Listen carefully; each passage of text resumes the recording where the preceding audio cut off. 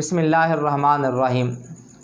अगर आपकी खून पसीने की कमाई है, आपके खून पसीने से कमाई हुई जायदाद है, आपका मकान है, आपकी दुकानें हैं, या और कोई ऐसी कीमती चीज़ है कि लोग उस पर काबिज़ हो चुके हैं, अपने उस पर काबिज़ हो चुके हैं, या तो आप उनके सामने बेबस हैं और वो आपके सामने ताकतवर हैं, या वो आपके अपने हैं, आप उनको मरूबत में कह भी नहीं सकते शर्म और हया की वजह से, लेकिन आप परेशान हैं कि आपकी ज़मीन को ले लिया गया, आपकी जायदाद को ले लिया गया, आपकी दुकान पे कब्ज़ा कर लिया गया, आपकी अच्छी खासी रकम मौजूद थी उस पे किसी ने कब्ज़ा कर लिया है।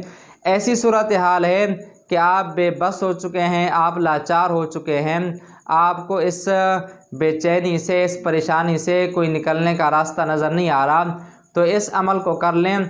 इंशाअल्लाह सुम्मा इंशाअल्लाह इस अमल की बरकत से जो लोग आपकी जायदाद पे, आपकी रकम पे, आपके मकान पे, आपकी दुकानों वगैरह पे काबिज़ हो चुके हैं, इंशाअल्लाह सुम्मा इंशाअल्लाह एक दिन आएगा कि वो आपके पाँव पकड़ेंगे, चीज़ें आपको वापस कर देंगे और आपसे माफ़िया मांगेंगे, बशर्त ये कि आप तसलसल के साथ इस अमल को करें।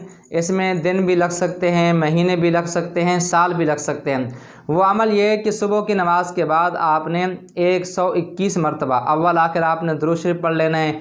121 मरतबा आपने पढ़ना है या लतीफ़ो या वदूदो, और असर की नमाज के बाद सिर्फ 21 मरतबा, सुबह 121 और असर की नमाज के बाद सिर्फ 21 मरतबा आपने पढ़ना है या लतीफ़ो या वदूदो। अमल के मुताल्लिक अपनी राय कमेंट के अंदर ज़रूर दिएगा।